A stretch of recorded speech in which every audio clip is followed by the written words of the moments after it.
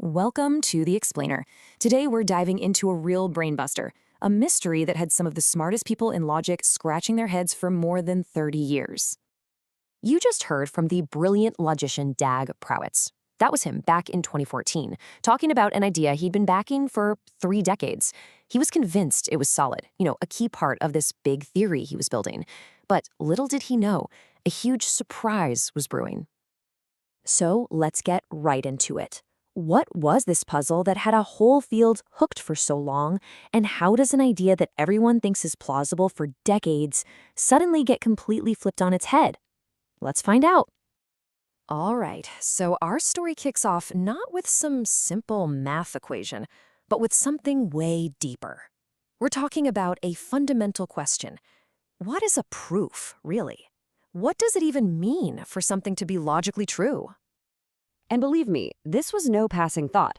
The whole idea started brewing from Prawitz's early work back in the 70s. He officially laid it out around 1984, and even 30 years later, it was still a huge deal. It literally shaped an entire field of logic. Okay, to really get why this matters so much, we've got to wrap our heads around the massive question Prawitz was trying to tackle. I mean, this goes right to the very heart of what logic is. See, he wasn't just asking, hey, is this proof correct? He was asking, okay, but why is it correct? What is it that gives a proof its power, Why do we trust that if we start with true things, a proof will always lead us to another true thing? And his answer? Well, it was a totally revolutionary approach called proof-theoretic semantics. The big idea is this. The meaning of words like and or if, then doesn't come from some abstract concept of truth. Nope.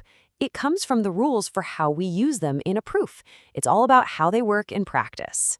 So here's the real kicker. Prawitz said a valid proof isn't just a statement sitting on a page. No, it's an action. It's a reliable procedure. It's like a machine that you feed your evidence into and it cranks out solid evidence for your conclusion. A genuine knowledge-building machine.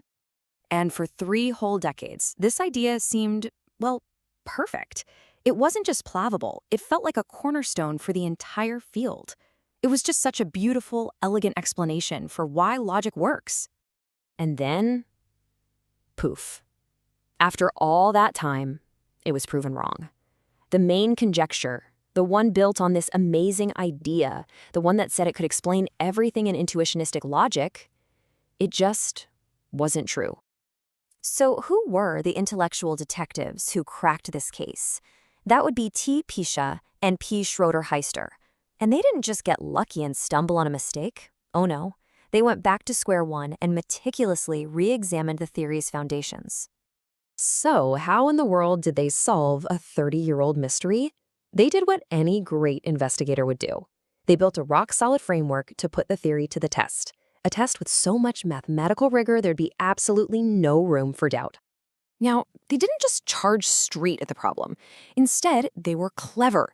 They took a step back and said, okay, what are the rules? What are the conditions that any good theory like this should meet?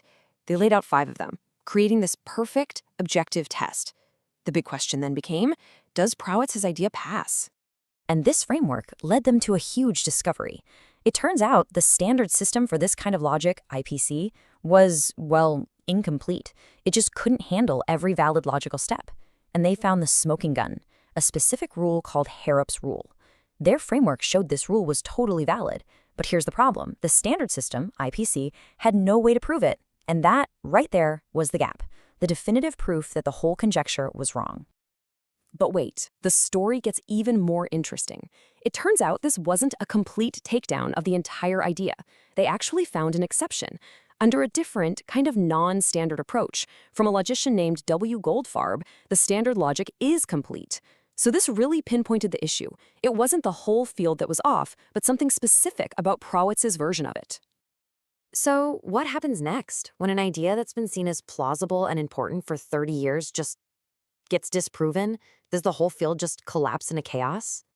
Not at all, actually. Far from it. What this really tells us is that our standard toolkit, that logical system, IPC, just isn't powerful enough. It can't fully capture that rich, active idea of meaning that Prawitz was going for. So the core idea might not be wrong, but the system we were using to describe it, that was incomplete.